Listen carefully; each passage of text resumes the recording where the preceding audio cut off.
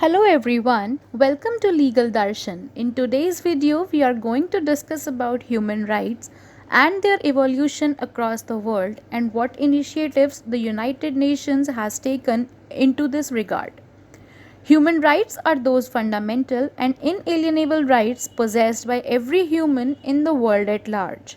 These rights allow humans to develop fully and use the human qualities, intelligence, talents, etc., to satisfy the personal and professional needs with dignity. Human rights are often regarded as common rights, fundamental rights, basic rights, or natural rights. As they are fundamental or basic rights, they cannot and must not be taken away by any legislature, by any act of government, and by constitution of any country. These rights cannot be subjected to the process of amendment, as the states are bound by a legal duty to protect the human rights of all the individuals and also bind to respect them. The mankind has undergone a brittle and brutal experience during First and Second World Wars. People have suffered in masses and their basic human rights were not respected. This became one of the pioneer reasons to include the provisions related to protection of human rights in the preamble of United Nations Charter. The human rights across the world have evolved in various generations. The first and the second generations of human rights is called traditional human rights. The states in West has emphasized in the first generation that liberal rights of non-interference and the democratic participation rights are the only human rights enforceable by law against the state. This restricted point of view has been reflected in various Western countries and their laws like US, Europe, etc. It restricts the vertical relations between the state and the individuals. According to the first generation of human rights, the people of state have only the right to participate in elections and the liberal right of non-interference. The second generation comes with the socialist concept. The socialist concept of second generation of human rights is equally narrow and emphasizes that civil and political rights would only aid and abet the capitalist interest of separating state and society. Socialists believed that real human rights were those based on collective interest in societies like economic, social, and cultural interests, including right to work, food, health, education, etc. The third generation of human rights refers to solidarity rights. This is favored by the South and is based on the concept of universalism. They refer to first and second generation human rights as well and emerged independently according to the needs of mankind.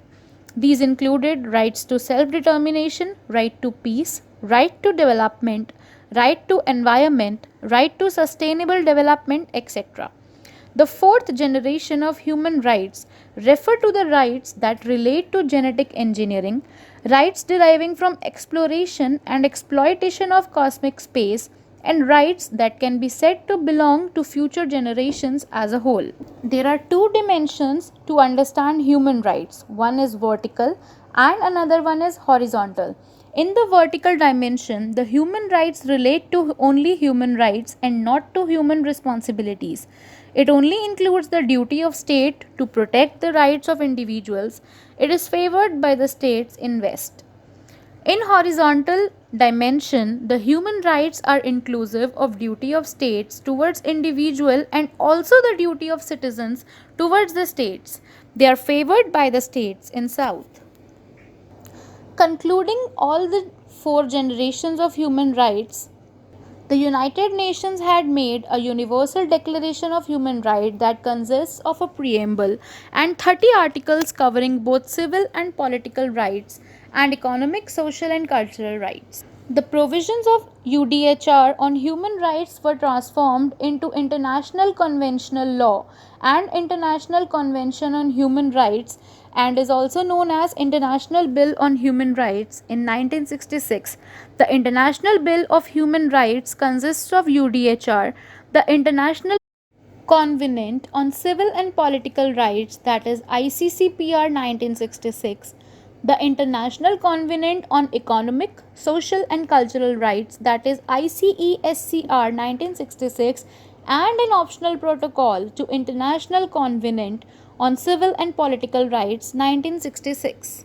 Coming on to the implementation, it was proposed to take the measures for human rights under United Nations Human Rights Council ICESCR 1966, ICCPR 1966, the optional protocol to ICCPR 1966, and the second optional protocol to ICCPR, which aimed to abolish the death penalty in 1989.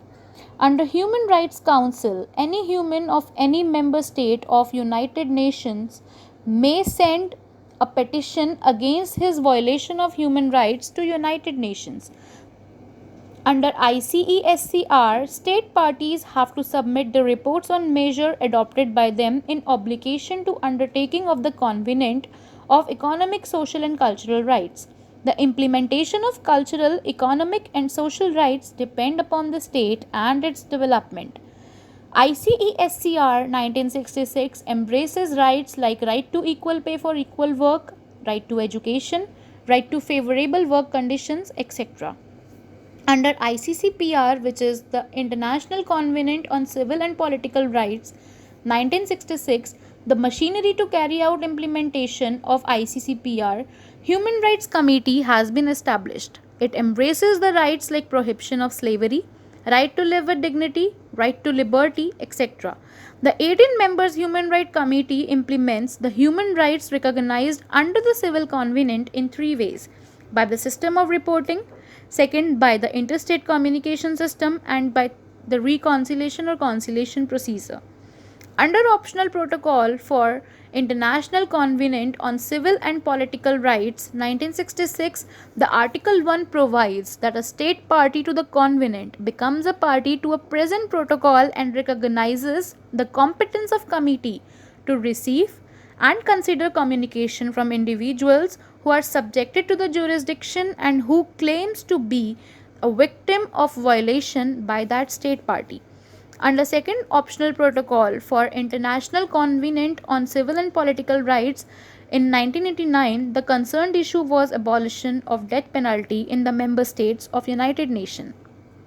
Coming on to the national implementation of human rights in India, the human rights and fundamental freedoms contained in the international instruments have been incorporated in the Constitution of India, which also provides for their enforcement.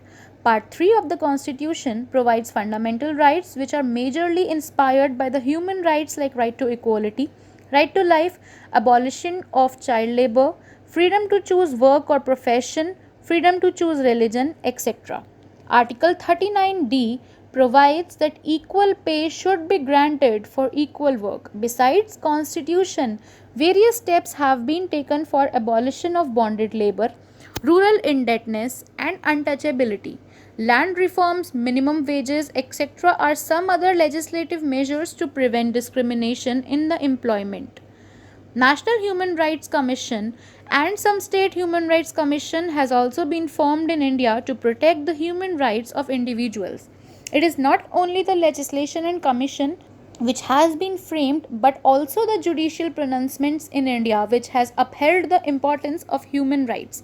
In the case of Gaurav Jain versus Union of India, it was held that children of prostitutes should not be permitted to live in undesirable surroundings of brothels.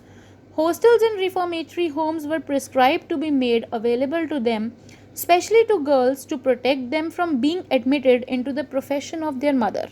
In the case of Independent Thought versus Union of India, the issue was whether the exception 2 for section 375 of Indian Penal Code of 1860 was a violative of Article 14 as it discriminated between married and unmarried women in the context of sexual violence or not. The Apex Court in 2017 held that the exception 2 of section 375 Indian Penal Code is a violative of fundamental rights and held it to be applicable to a girl who is above 18 years of age whose right of dignity is injured by the forceful sexual relations.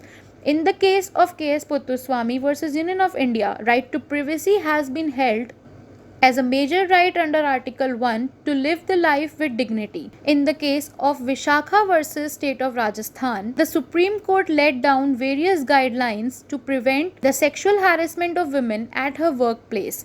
Therefore, the constitutional machinery in India has taken various steps and initiatives to preserve the human rights of the citizens of the country.